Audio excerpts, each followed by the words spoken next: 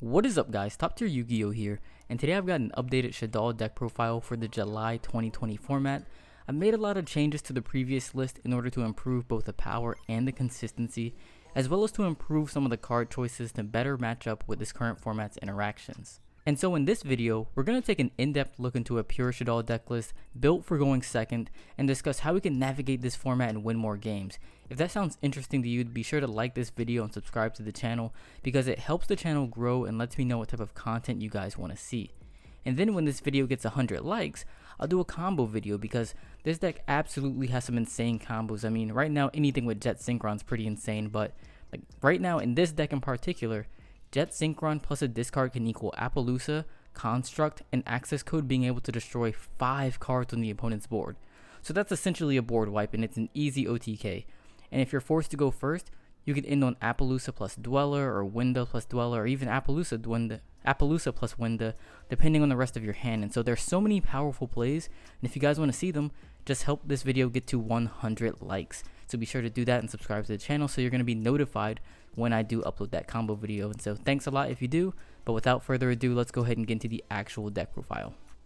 And so starting with the monsters, we have 3 copies of Jet Synchron, and then 3 more copies of Jet Synchron. One of the tunings is a Proxy, hope you guys don't mind, but these are 6 starter cards that we have in the deck. We also have some other starter cards that are particularly just for going second, such as Shaddoll Fusion, but these are the main ones that work either going first or second. And so just having these 6 copies of Jet Synchron gives us a 60.8% of drawing at turn 1 when going second. So that's huge. We're pretty much going to be seeing this in most of our games, and so I really do like having this ratio.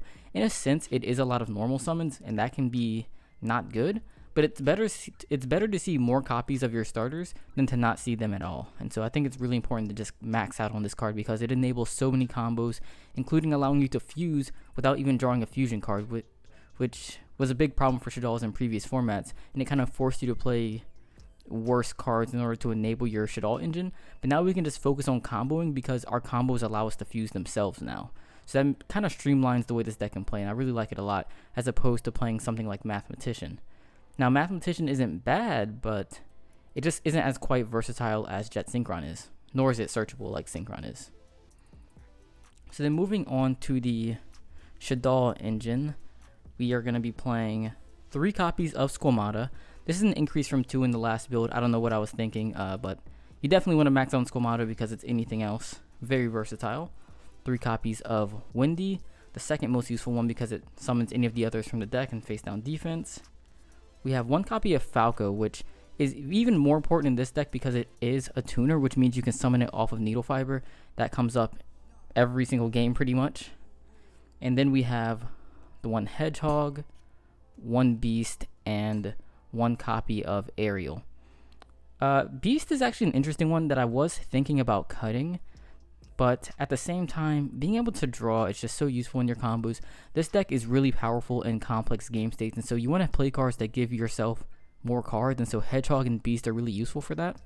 But at the same time, Beast just isn't very good to draw. Like, if you aren't able to play, Beast is one of the last cards in the deck you want to see. I mean, it's completely useless if you cannot play the game, and so I'm not a huge fan of Beast when it's bad, but when it's good, you always appreciate it because there's so many good cards that you can draw into. Drawing into extra fusions, drawing into fusion material, drawing into extenders or other defense. It's just a really good card in general when you are able to use it. It's just, being level 5 is just not good. But that's pretty much it for the Shaddoll engine. Then for the Performa Pals, we are still playing those. Just a small little engine. We have 2 copies of Damage Juggler, 1 copy of Hat Tricker, and then 1 copy of Trick Clown. I am thinking about bumping this up to 3, but there just isn't the space in the deck. I mean, this is a card that you want to draw in most of your hands because it's the best light to have for your plays, but at the same time, you don't really need it. So it's not quite a 3 of in that regard, but it's just so nice to have, so nice to send off of a Shaddoll Fusion. Just an incredible card. But that's it for the Perform Ages. So pretty much for those last cards, once again, we have the 6 starter cards, again giving us a 60.8% of drawing them. And then we also have 6 superior extending Shaddoll cards. These are cards that once you are able to play, these are some of the best cards to have in your hand. So again, we have about a 60% chance of opening them as well. And then we have 10 Shaddolls total, So we have about an 80% chance of opening a Shaddoll monster. So that's just some of the statistics to help you get an idea of the consistency. And now to round out the rest of the Shaddoll engine, we have 3 copies of Shaddoll Fusion and then 1 copy of Shaddoll Incarnation. We only play 1 because we are playing a going second build, so we don't want to draw into this card really. You actually just want to not draw it at all. You want to keep it in deck, dump it with Construct or Skolmata, and hopefully just use the graveyard effect. But if you do draw it, we do play Nightmare Unicorn, which you can discard it for, or even Jet Synchron. So it's not, awful to draw. You would just rather not draw it, So that's it for the Shaddoll cards. Well, we still have Shaddoll Fusion, but I'll get to that later, because next we're going to be going into the going second cards, which is a huge portion of this deck. So because this is a going second deck and in a combo format, that means that you have to play a lot of cards for going second, because the decks right now are just so strong when going first. When you talk about Eldlich having, Herald, Savage Dragon plus their Eldlich engine, you have Adamancipators, which can do literally whatever they want, and especially against Adamancipators, because the Buster Sword is a really tough card for us to deal with, because we can't fuse, we can't really do much about that. You just have to kind of hope to be able to deal with it, but it's tough. And so we have to dedicate a lot of cards to both stopping the opponent and to also breaking their board. So we have 20 cards total for going second. That gives us a 99.9% chance of drawing one of them, an 86% chance of drawing at least 2, and then a 57% chance of drawing more than 2. And if you draw more than 2, I'd say that's a pretty good chance of winning that game. And so considering it only takes 1 hand trap to stop most of the most common Eldlich combos, you have a pretty good chance in that matchup. But then against Adamancipators, you definitely need, 2 to 3 or maybe even 4. And that's where having at least that 57% chance of drawing more than 2 really comes in handy. So I really like dedicating this many cards to going second. So let's go ahead and get into those cards. And so first, we have the most important ones, I would say. We have 3 copies of Shaddoll Fusion, and then 3 copies of Dark Ruler No More. Both of these cards are absolutely incredible. Obviously, Shaddoll Fusion is a full combo on its own, and then Dark Ruler No More is what allows it to happen. If you draw both of these together, you're probably going to win that game, especially if you draw both of these with the Jet Synchron. That's like an FTK. And then after these, we play 3 copies of Nibiru, which I think is probably the most impactful hand trap right now. Then we have 2 copies of Ash Blossom, 2 copies of Phantasme, 2 copies of Veiler, and then 2 copies of Impermanence. There are a couple cards left, but these are all the hand traps at least. So the main interesting things here, I think, are pretty much these ratios of the 2 ofs. So I ended up only playing 2 copies of Ash Blossom because there just wasn't enough space. I mean, this is already a 44 card deck, but I just couldn't justify playing that 3rd copy of Ash and either making it a 55 card deck or cutting another copy of something else. So I'm also playing, well, I'll just toss these in here too, but 2 copies of Evenly Matched and then 1 Pankratops. And a big question for me in this deck building process was, is the 3rd Ash Blossom going to be better than Pankratops? Like the 3rd copy, and remember this is a hard once per turn effect, and so I wasn't quite too sure about that. Or is the 3rd copy of Ash going to be better than this 2nd copy of Evenly? Like, what card do I take out of that the 3rd copy of Ash is better than? So it was a very difficult decision. And then also, because again we're going second, your 6th card is actually very important. So I really wanted to have cards that were good as, 6th cards, like maybe those Shaddoll Fusions or those Dark Rulers. These 3 are good as 6th cards. Imperm is a solid 6th card. And so it was very difficult for me to justify that 3rd Ash considering that, as well as just the other cards in this deck, the space.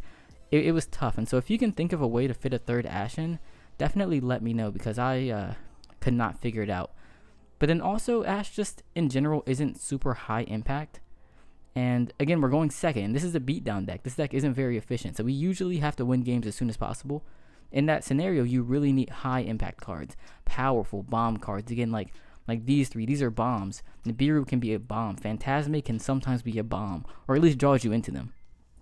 And Ash is just like a regular old routine disruption. So it's, a little less impactful, and we need some high impact cards here. And then, let's see, another thing is Impermanence. I was playing 3 at first, but I ultimately decided to cut it to 2 because Veiler covers a similar scenario. I wasn't playing Veilers at first. And so I was playing 3 copies of Imperm and then Mourner. Ghost Mourner, and the problem was that I wanted more spellcasters in deck that I could summon off of Needle Fiber to allow me to go into Selene and then Accesscode and OTK, or maybe just make other plays. Like Selene can bring back your other spellcasters. Like Selene can bring back a Squamata, for example. So there are times in which you go Needle Fiber, Selene, or Needle Fiber, summon Veiler, Selene, bring back Squamata. Now you have a Squamata, so you can Shaddoll Fusion the Squamata and the Selene into a construct, and then play from there. So there are cool things like that that you could do only with Veiler, that this couldn't do if it was an impermanent. So I really wanted to have some Veilers in the deck.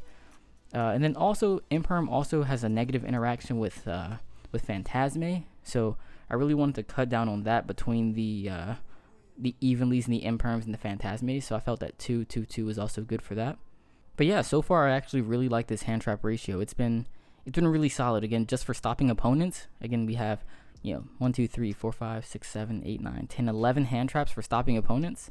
But then we also have, double Veiler, which is getting us into combo. We have Phantasme, which draws us into other stuff, sometimes Dark Ruler, Shaddoll Fusion. So it's kind of an extender too. So we're able to stop the opponent and do other things with our hand traps as well. So I really, really like this lineup, aside from not being able to play the third Ash. I do want that, but again, not sure where to fit in the space, or where to fit it in the deck. And then once again, the final cards we play in the main deck are 2 copies of Evenly and then the 1 Pankratops that I mentioned earlier. And so this is a 44 card deck. It's still relatively consistent despite playing 44 cards, just due to the sheer number of the specific roles of cards that I play, like the 20 going second cards. Even though it's a 44 card deck, there's 20 going second cards. You're going to draw a lot of them. Or there's those 6 Jet Synchrons, those 6 really good Shaddolls, those 6 copies of Shaddoll Fusion cards, whether it be Shaddoll Fusion or regular Shaddoll Fusion. So there's a lot of cards that we play a high number of that role. And so even though we play a lot of cards in the deck, we're still able to be pretty consistent. So let's go ahead and move on to the extra deck actually. So starting off with the fusions, we only play 3 copies of Construct and 1 copy of Winda. Once again, this is going to be a beatdown deck, and so we're not really grinding very much. And I found that in those scenarios, I really didn't need App Cologne very much. I didn't need the second Winda, and so I cut those to make space for more combo cards. If this was a grindier format, I think those would be better, but just right now, especially App Cologne, I couldn't think of very many scenarios where it was useful. Like, what are you using App Cologne against Eldlich? Like, what are you negating with the effect? And same against Adamancipators. Like, what are you trying to negate? Like, at that point, you might as well just summon Winda if you're trying to negate something. Winda's just going to be much better in all of those scenarios, because you don't want them getting to a point to where you need to negate something. It's better to just stop them from summoning stuff with Winda. And so we really only need that one anyways, because usually it'll win you the game, or they out it and you lose, which isn't often, but usually you win. So after these, let's get into the Link monsters. We have, for the Link ones, 1 copy of Link Rebo, 1 copy of Linkross. Both of these are just using the Jet Synchron combo standard.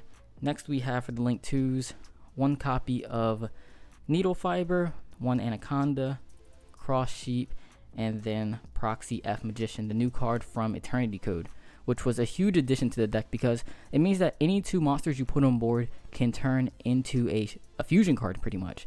And so it's super useful to be able to fuse on field using your extra deck stuff, not having to draw into a fusion spell card specifically. And so Proxy F Magician has been a huge addition to the deck.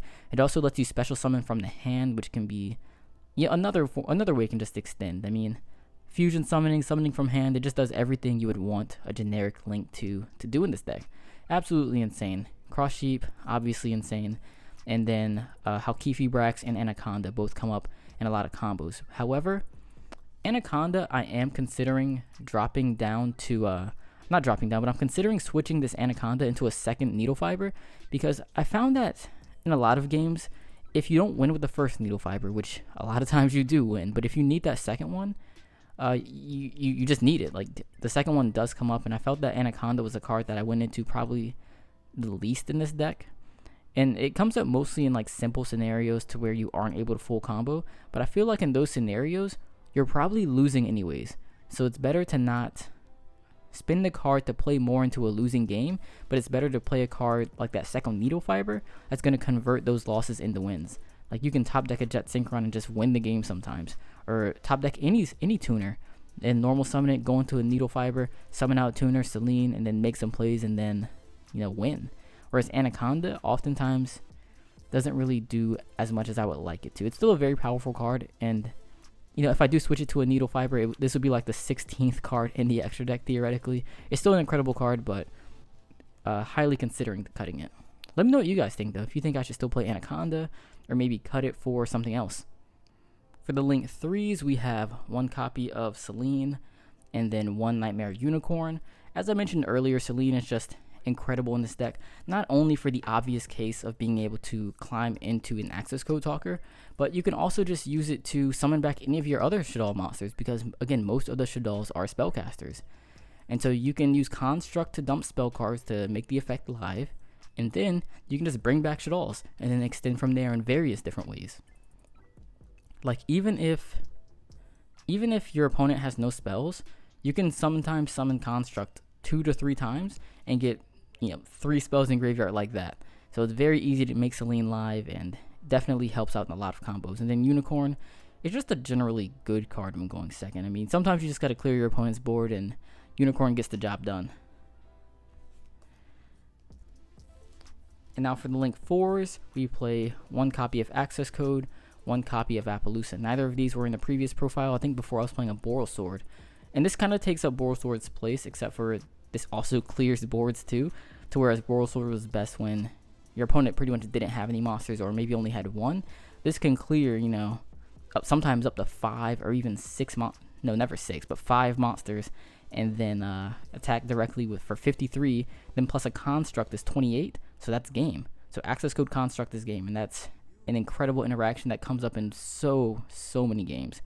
And Appaloosa, another new card, I didn't play previously because going first I would go for a different play, but now I think the Appaloosa comes up a lot, especially because you're trying to play around Nibiru at times. And so when you're going off in your combos, you can summon an Appaloosa relatively early, and then you can use this to protect yourself from Nibiru, and then continue from there, go into Accesscode, and then go for game. For example, if you're going second, and your opponent has no disruptions, and you're going second, Jet Synchron discard, you can end on... Wait, no, it's Jet Synchron, either Skolmata or Windy, and then a Fusion. You can go in that Appaloosa, then you'll have Accesscode with 5300, and then a Construct, which is game, of course. So that's a pretty cool play. Once again, I can show that in the combo video at a later date. But Appaloosa comes up, whether you're going first and trying to just end on some defense like Appaloosa Dweller, or going second when you're trying to combo and play around the Nibiru. It just comes up. Definitely like both of those a lot. And then the final monster that I play is one copy of Dweller. I feel like I've mentioned it so many times in this video, so it's probably obvious that I play it. But let's go ahead and get into the side deck really quick. For the side deck, first we play one copy of Evenly, one copy of Ash, just for the cards that didn't quite make the main deck. Both of these are just incredibly versatile, especially the Evenly. I really love having just something to play against back row heavy decks, because so much of this deck is based around combo. It is based around playing against combo decks like Eldlich, against Adamancipators. Various other rogue decks are also combo decks, but sometimes when you play those slower matchups like the Gurus, the Altergeist, the Zodiacs, those Sky Strikers, Evenly can be incredibly powerful there, as well as against Pure Eldlich and even Synchro Eldlich at times when the game state simplifies and they're just trying to grind you out with their back row cards. Evenly can be huge. Even just the threat of Evenly can be huge, and so I definitely like that in this deck as well. After that, we play 3 copies of Called by the Grave, because this is a combo deck.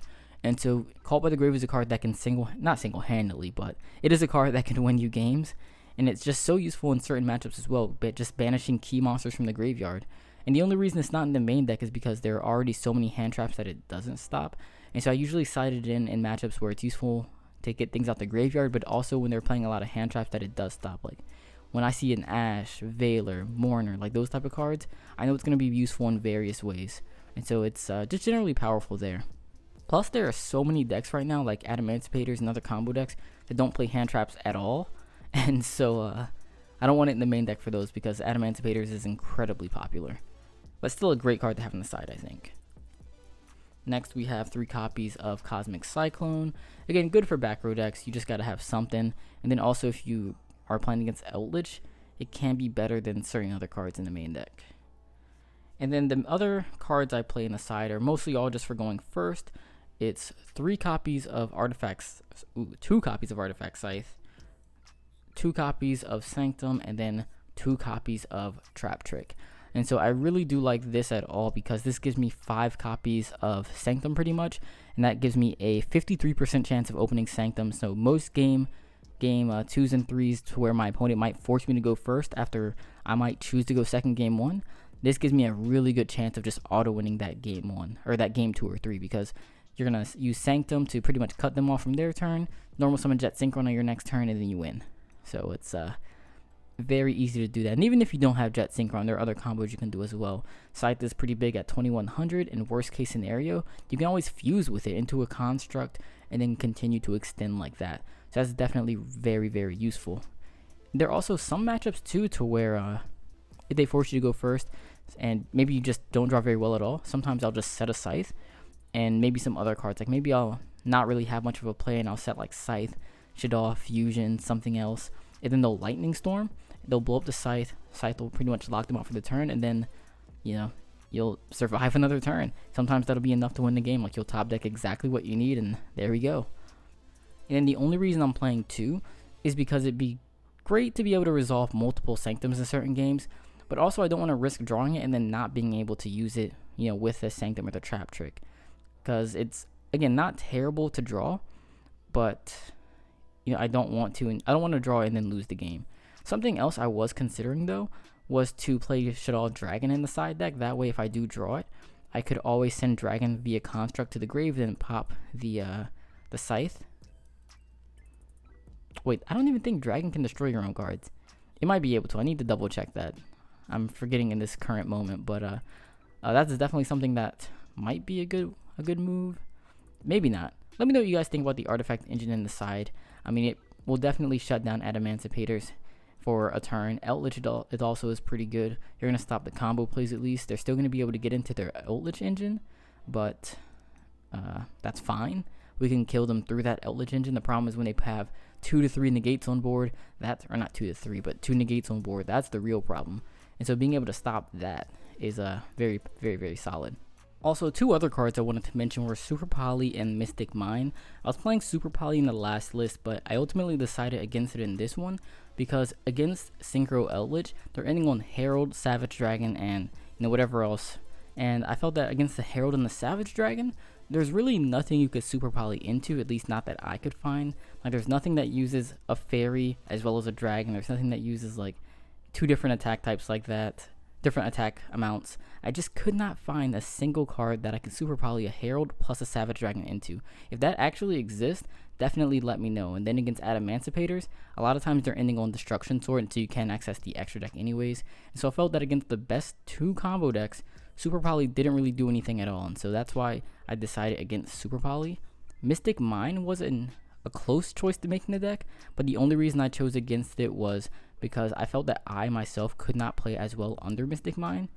Like, for example, if I'm Mystic Mine against an Eldlich deck and they have those 2 monsters on board, I'm going to have more than 2 monsters at some point throughout my combo, and so they don't even have to negate Mystic Mine to stop my combos, you know what I mean? So I felt that Mystic Mine kind of put me in a weird position to where I'm usually at some point getting to like 4 to 5 monsters on board. So Mystic Mine didn't seem to make the most sense either, but it was definitely a good card for going second. But let me know what you guys think about both of these cards. Maybe I'm wrong and these should be in the deck. Let me know. But alright guys, thank you so much for watching. I hope you guys enjoyed this video. As always, if you have any questions, comments, concerns, or suggestions, definitely leave them in the comment section below. And if you did enjoy this video, definitely give it a thumbs up. Give it a like. Subscribe to the channel. I definitely appreciate it a lot. And thank you guys for watching once again, and I'll see you in the next one.